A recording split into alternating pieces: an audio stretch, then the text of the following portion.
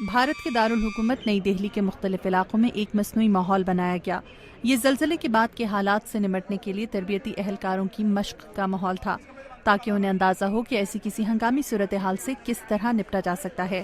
اس اونچی عمارت میں تربیتی اہلکاروں نے دکانداروں کو عمارت سے باہر نکالنے میں مدد دی۔ آگ بجھانے اور طبی امداد فراہم کرنے والے اہلکار زخمی افراد کو ایمبولینس کی طرف لے جاتے دکھائی دیے۔ دہلی کے ڈپٹی کمشنر ڈی کے مشرا کہتے ہیں کہ اس مشق کا مقصد لوگوں کو بتانا ہے کہ اگر زلزلہ یا کوئی اور قدرتی آفت آئے تو اس صورت میں انہیں کیا کرنا چاہیے۔ ایسی صورتحال میں مختلف حالات سے بیک وقت نمٹنا ہوتا ہے، مختلف لوگوں کو مختلف سہولیات فراہم کرنی ہوتی ہیں۔ ہمیں ان سب بنیادی چیزوں کا معلوم ہونا چاہیے تاکہ ایسی صورتحال میں ہم بغیر گھبرائے مدد فراہم کر سکیں۔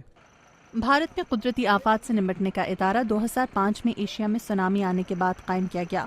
گو کہ نئی دہلی میں کی جانے والی یہ مشق متاثر کن تھی، لیکن ماہرین کہتے ہیں کہ ابھی بھارت میں ایسی مزید تربیتی مشقیں کرنے کی ضرورت ہے۔ اینجلی کوارٹرا عالمی سطح پر ایسی صورتحال سے نمٹنے کی ماہر ہیں۔ انہوں نے نئی دہلی کے ریلوے اسٹیشن پر ہونے والی اس مشق کا بغور جائزہ لیا۔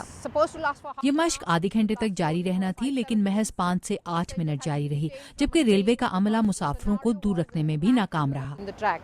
کوارٹرا کہتی ہیں کہ ریلوے اسٹاف مسافروں کو سنبھالنے میں ناکام رہا۔ زیادہ تر مسافر آدھا گھنٹہ پورا ہونے سے پہلے ہی اپنی ٹرینوں میں بیٹھ چکے تھے۔ ان کا کہنا ہے کہ تربیتی اہلکاروں کے ساتھ ساتھ عوام کو بھی ان مشقوں کو بہت سنجیدگی سے لینا چاہیے۔ ہمیں سمجھنا ہوگا کہ ایسی صورتحال بہت گمبھیر ثابت ہو سکتی ہے، جس میں تربیتی اہلکاروں کو تمام ممکنہ خطرات کو مد نظر رکھنا چاہیے۔ تبھی وہ سمجھ سکیں گے کہ ایسی صورتحال میں نہ صرف انسانی جانوں بلکہ املاک کو بھی شدید نقصان پہنچ سکتا ہے۔ نئی دہلی کا شمار ان شہروں میں کیا جاتا ہے جہاں زلزلے آنے کا امکان زیادہ ہے۔ ماہرین کہتے ہیں کہ اس نوعیت کی تربیتی مشقیں قدرتی آفات کی صورت میں امدادی سرگرمیوں کو زیادہ مؤثر بنانے میں مددگار ثابت ہو سکتی ہیں۔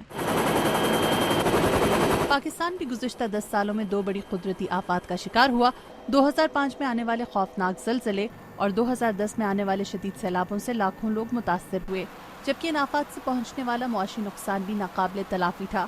ماہرین کہتے ہیں کہ پاکستان جیسے ترقی پذیر ملک میں بھی ایسی کسی ہنگامی صورتحال میں بہتر منصوبہ بندی کر کے کم سے کم جانی نقصان کو یقینی بنایا جا سکتا ہے۔ کرٹ ایشن کے ساتھ مدیحہ انور، اردو VOA۔